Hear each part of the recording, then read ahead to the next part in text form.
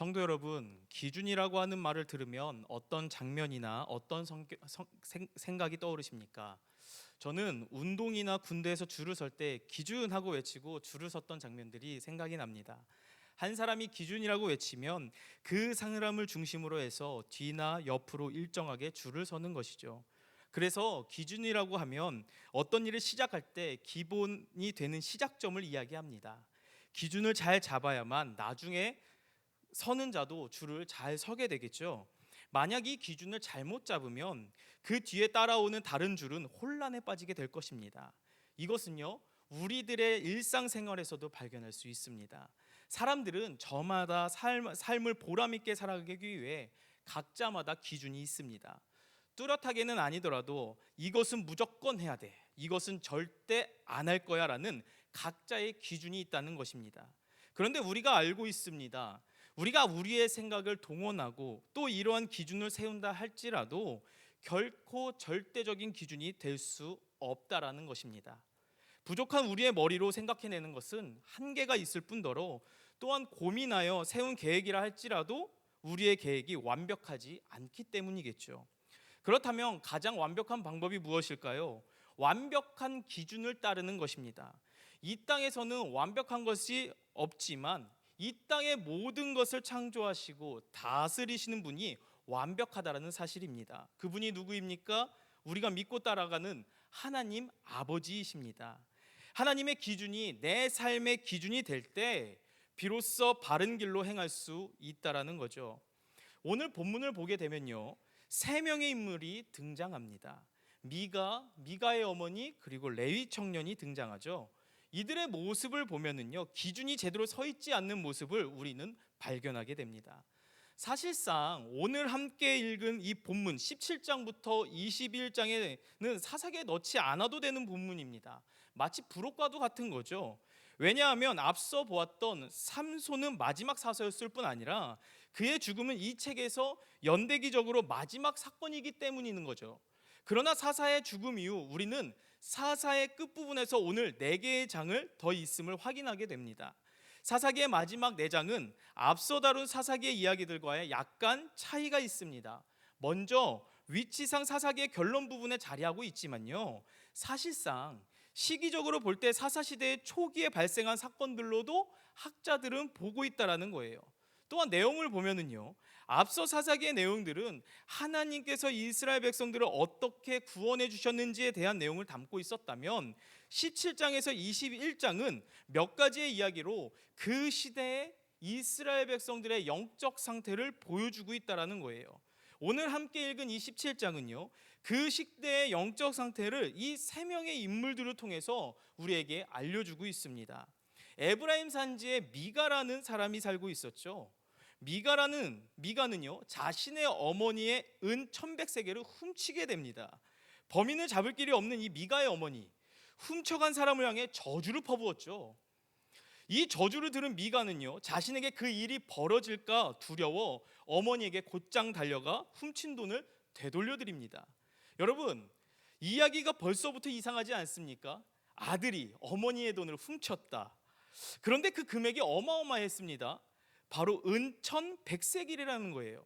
이 드릴라가 삼손을 넘겨주면서 받았던 그 액수와 비슷한 금액입니다. 이 금액은요, 노동자가 최소 3년 이상은 일해야만 벌 수 있는 굉장히 큰 금액이라고 합니다.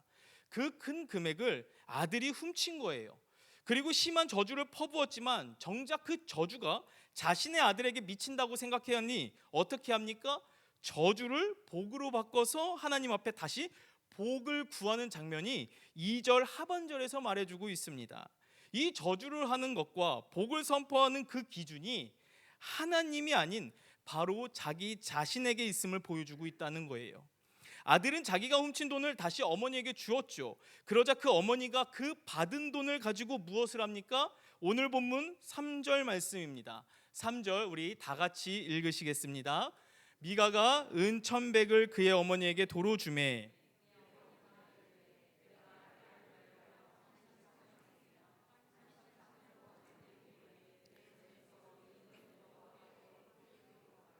그러므로 내가 이제 이 은을 내게 도로 주리라. 은을 여호와께 거룩히 드리노라. 무엇을 위해서 드린다고 합니까? 내 아들을 위해 한 신상을 새기며 한 신상을 부어 만들기 위해 그 은을 누구한테 드렸다? 하나님께 드렸다는 거예요. 하나님께 거룩하게 구별되어 드리는 것을 누구를 위한 것입니까? 바로 하나님을 위해서 이 모든 것을 드려야 하는데요, 하나님께 구별되어 드린 이유가 바로 아들을 위해서였다고 3절 말씀은 이야기해 주고 있습니다.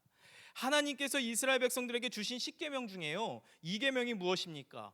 너를 위하여 새긴 우상을 만들지 말고 또 위로 하늘에 있는 것이나 아래로 땅에 있는 것이나 땅 아래 물속에 있는 것에 어떤 형상도 만들지 말며 그것들에게 절하지 말며 그것들을 섬기지 말라입니다. 이를 완벽하게 이 미가의 어머니는요 무시한 거예요. 고대 사회에서 신의 형상을 소유한 자가 그 신을 마음대로 조정할 수 있다고 생각했습니다. 사람들이 눈에 보이는 형상을 만들려고 예배하려고 하는 것은 자신의 구미에 맞는 하나님을 찾고 고르며 선택하고 만들고 싶어하는 인간의 내면적인 모습을 미가의 어머니가 오늘 본문을 통해서 보여주고 있는 거예요.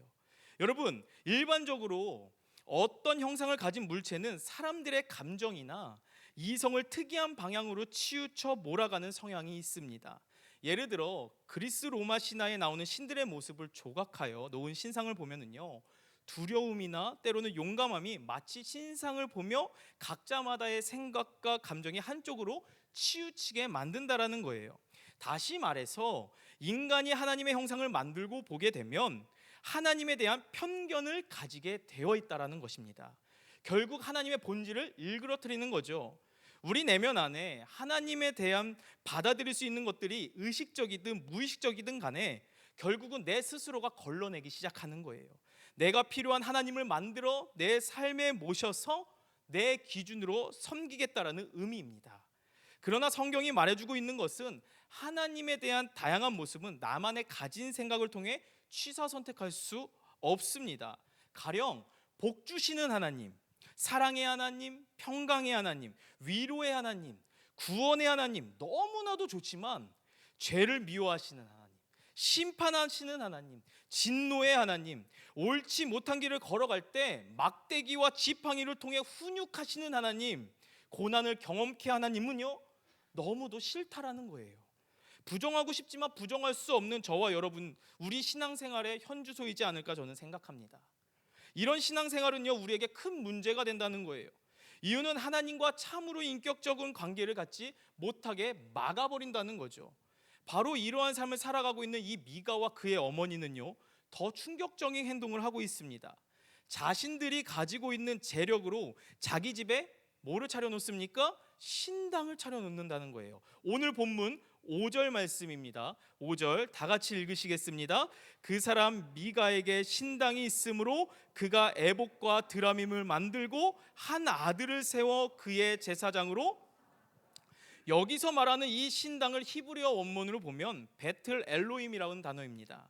이 단어의 뜻은요 하나님의 집, 여호와의 처소입니다. 당시 하나님의 집, 하나님을 예배하는 장소가 어디 있었냐면 실로에 있었습니다. 그런데 지금 이 신당이 어디에 있습니까? 자기 자신의 집에 있다는 거예요. 구약에서는요 이스라엘 백성들 자신들이 원하는 장소 어디든 예배하는 것이 허락되지 않았습니다. 하나님께서 공식적으로 예배하는 장소를 정해주셨다는 거예요. 그러나 미가는요 자신의 집에 자신이 원하는 모습으로 자신의 뜻을 위해 하나님의 형상을 만들어 가두고 소유하게 됩니다. 이렇게 되면 더 이상 그것은 하나님의 형상이 아니게 되겠죠. 도리어 우상인 것입니다. 그것은 하나님의 집이 아니라 우상의 집, 우상 숭배의 소굴이 되었다라는 의미입니다. 더 놀라운 것은요 그들은 자기 마음대로 신당을 만들었을 뿐만 아니라 그곳에서 에봇과 드라빔을 만들었다는 것입니다. 에봇이라고 하는 것은요 제사장의 옷입니다. 그리고 드라빔이 무엇이냐면 가정의 평화를 상징하는 가정용 신상, 그러니까 우상을 그들이 만든 것입니다. 이 에봇과 드라빔이 공존하는 이 자리에 말도 안 되는 혼합주의적인 모습을 성경은 우리에게 보여주고 있습니다. 그리고 여기에 한 가지를 더 추가합니다. 바로 제사장이죠. 그것도요 미가는요 자기 아들을 제사장으로 삼아버립니다. 레위기에 따르면요, 레위인 중에 오직 아론 계열만 제사장이 될 수 있습니다. 하지만 미가는 이 율법을 정면으로 어겨버린 거죠. 자기 아들을 제사장으로 삼아버린 거예요. 이와 관련돼서 열왕기상 13장 33절에서 34절은 다음과 같이 이야기합니다. 34절은 여러분들이 읽으시겠습니다. 여로보암이 이 일 후에도 그의 악한 길에서 떠나 돌이키지 아니하고 다시 일반 백성을 산당의 제사장으로 삼되 누구든지 자원하면 그 사람을 산당의 제사장으로 삼았으므로.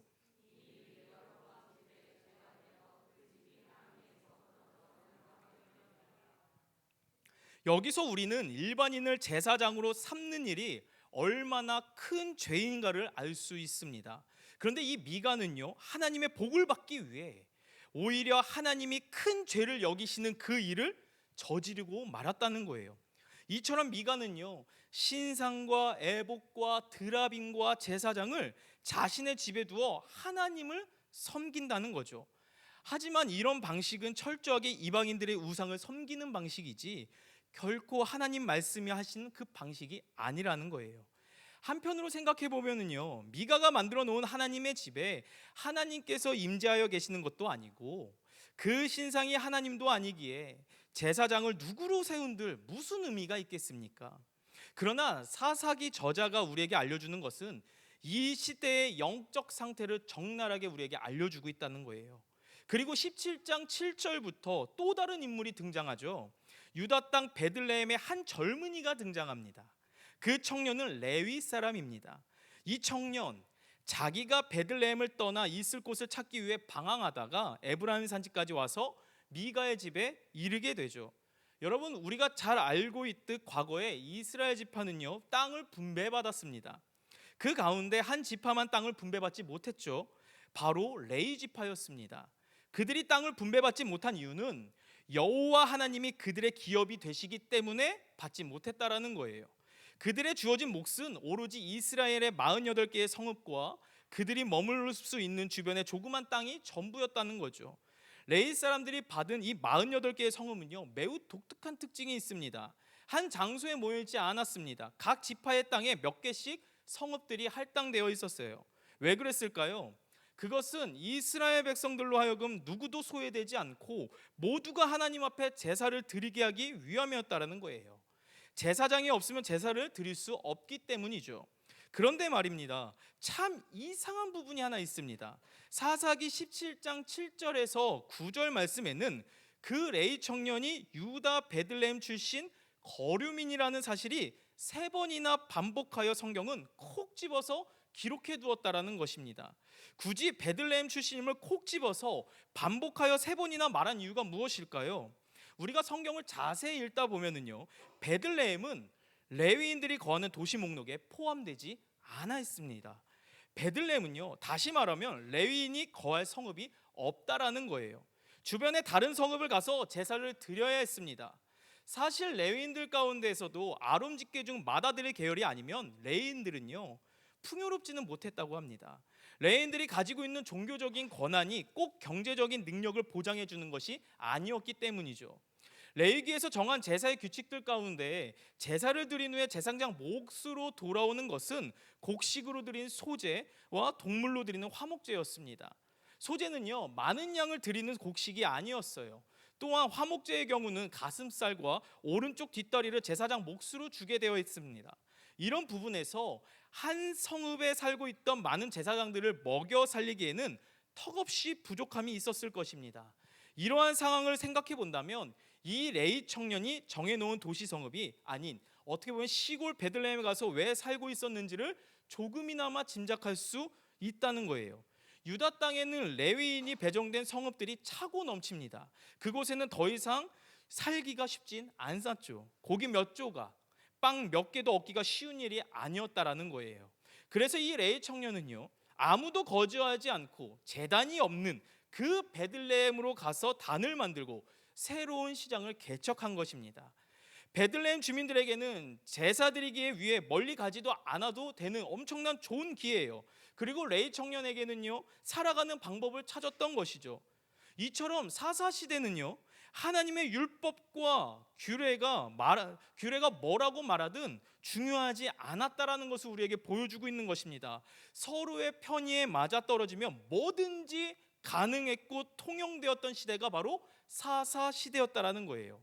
이것은 하나님을 향한 신앙생활이 마치 종교활동, 취미활동으로 전락해버린 이스라엘 백성들의 모습을 보여주고 있다는 것입니다. 그러나 이것도 잠시였어요. 자연스럽게 베들레헴에 이 레위인들이 모여들기 시작했고, 더 이상 베들레헴은요 큰 부를 누리기에는 어렵게 되었던 것 같습니다.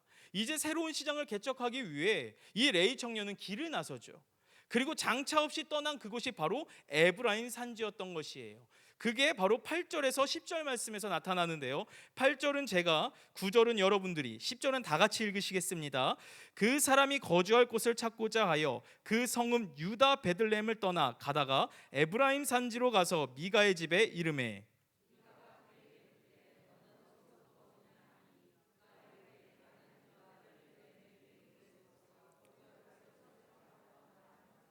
함께 읽겠습니다. 미가가 그에게 이르되 내가 나와 함께 거주하며 나를 위하여 아버지와 제사장이 되라. 내가 해마다 은 10과 의복 1벌과 먹을 것을 주리라 하므로 그 레인이 들어갔더라. 미가는 자신의 집에 방문한 이 레위 청년에게 제사장직을 세워주고 해마다 은 10세겔과 옷 1벌과 먹을 것을 주겠다고 약속합니다.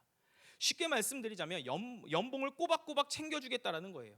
더 놀라운 것은요, 11절을 보니까 레위 청년이 미가와 함께 살기로 했고 미가의 아들 중 하나같이 되었다라고 성경은 기록되어 있습니다.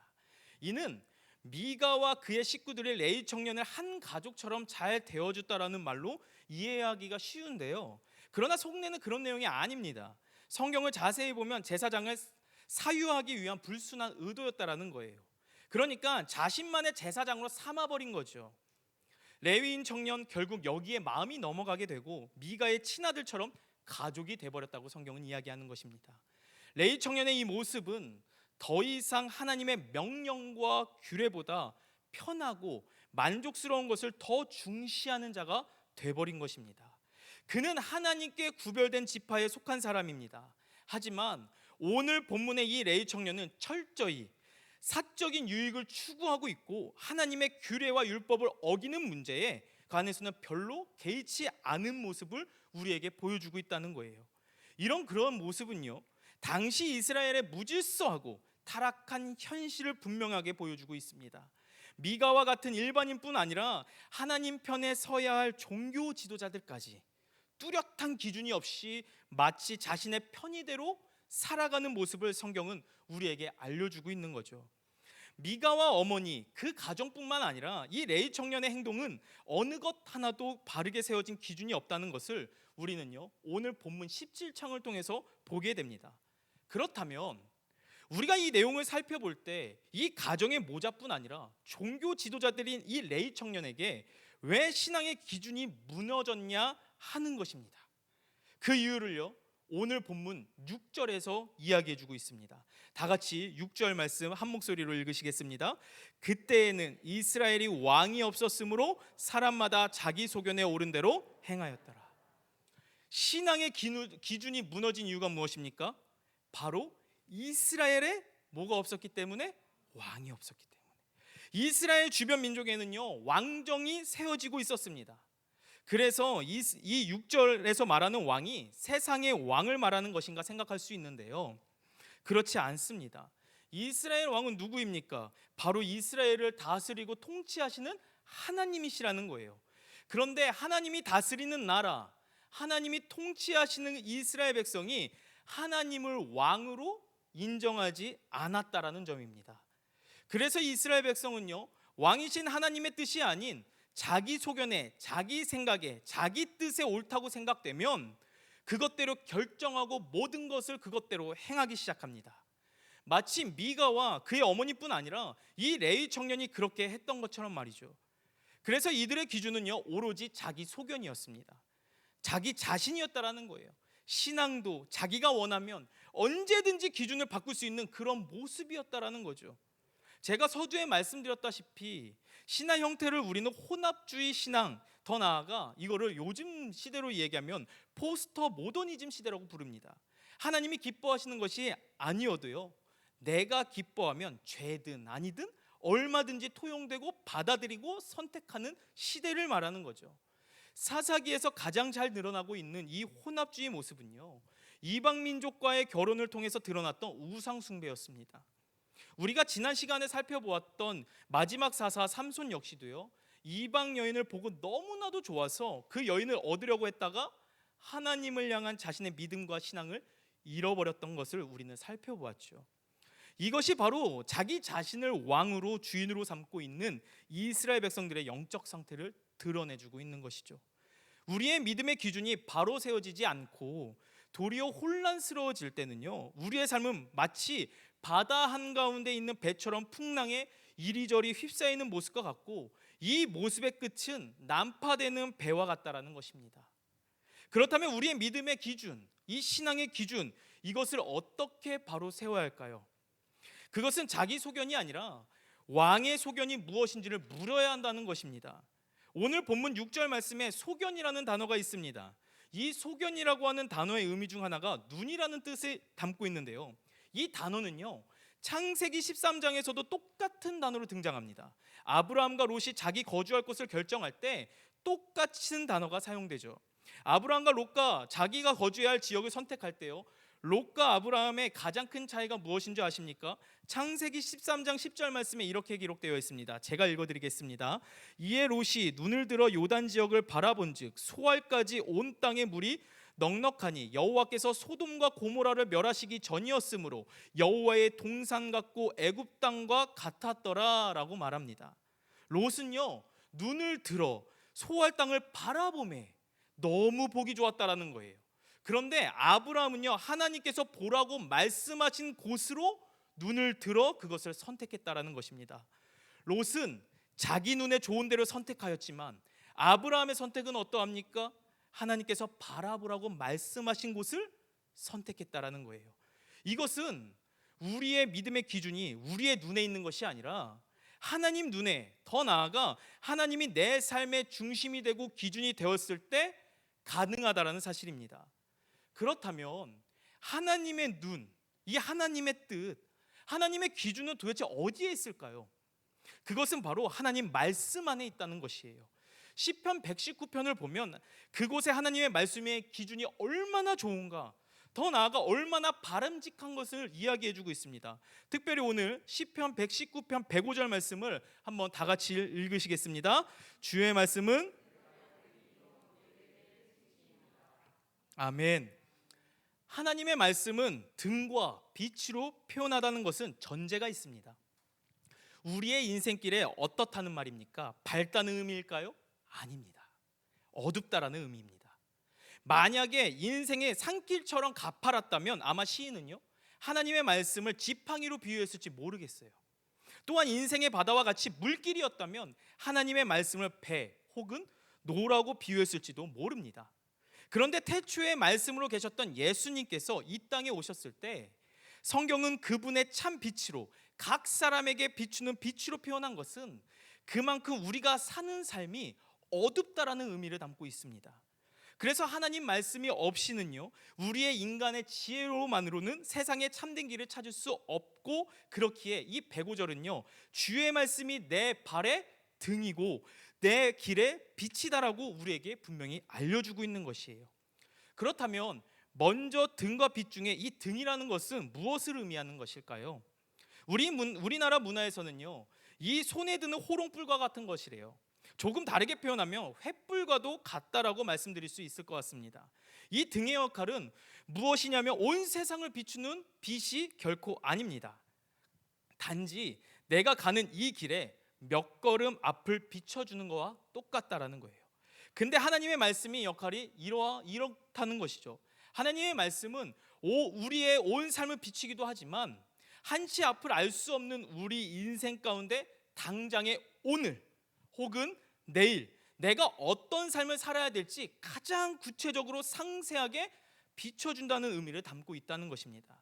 그렇기에 우리는요, 오늘의 말씀, 내일의 말씀이 아니라 오늘 내가 살아갈 말씀을 읽고 묵상해야 되고 그 말씀이 내 삶의 기준이 되었을 때 오늘 하루를 살아갔을 때 그게 빛이 된다고 성경은 얘기해 주고 있다는 거예요. 또한 하나님의 말씀과 등과 더불어서 이 빛이라고 말합니다. 이 빛이 무엇을 의미합니까? 이것은 하늘에 있는 해와 달과 별 같은 빛을 내는 발광체의 의미를 하는 것입니다. 먹구름이 아무리 짙게 들이었어도요, 그 위에 해만 있으면 어떠합니까? 길이 보이게 되겠죠. 더 나아가 밤에 보름달이 떠 있으면 아무리 깜깜한 어두워도요, 길이 보이게 되어 있습니다. 하나님 말씀이 이와 같다라는 거예요. 성경 전체의 말씀이 우리에게 이런 역할을 해준다는 것입니다. 내 인생이 아무리 먹구름이 끼어 있어도 또 아무리 찰흙같이 어두워도 하나님의 말씀은요, 내가 가야 할 길을 뚜렷하게 선명하게 보여준다는 것입니다. 따라서 우리가 하나님의 말씀을 기준으로 삼고 한 발자국 한 발자국 내질 때야 비로소요 우리는 안전하게 살아갈 수 있고 웅덩이를 피해 하나님의 보호를 받으면서 살아갈 수 있음을 꼭 믿으시길 바랍니다. 그렇다면 오늘이라는 이 하루를 살아갈 때 우리는 어떠한 기준으로 살아가야 할까요? 오늘 저와 여러분들의 기준은 무엇으로 삼아야겠습니까? 바로 하나님의 말씀을 우리의 기준으로 삼아야 된다는 것입니다. 오늘 본문의 사사시대의 모습은요, 믿음의 기준이 희미해지고 상실돼 버린 상태입니다. 그들에게 있어서 기준은요 분명히 하나님이었죠. 그러나 그 기준이 희미해지고 상실돼 버리니까 어떤 결과를 얻습니까? 타락의 길을 걸었을 뿐 아니라 그들을 기다리고 있었던 것은 바로 죽음과 사망뿐이었습니다. 우리는 이스라엘 백성들의 전철을 밟지 말아야 합니다. 도리어 이스라엘 백성들의 모습을 반면교사 삼아 우리는 매 순간 하나님의 말씀을 내 삶의 중심, 기준으로 삼아 내가 거하는 가정, 그리고 교회, 직장, 일상에서 하나님께서 보시기에 가장 아름다운 삶, 더 나아가 하나님께서 보호하시고 인도하시는 것을 말씀을 통해 경험하는 저와 여러분들의 삶이 되기를 간절히 바랍니다. 우리가 분명히 알아야 할 것은 하나님 말씀은 세상에서 가장 탁월한 지혜입니다. 하나님 말씀은 우리를 넘어지지 않도록 견고히 붙잡아 줍니다. 하나님의 말씀은요 빛이 되어 우리의 매일뿐 아니라 내 삶의 평생을 비춰주고 이끌어준다는 사실을 꼭 믿으심으로 이 어두운 이 시대 속에서 밝게 빛나는 하나님의 사람이 되기를 주님의 이름으로 소망합니다.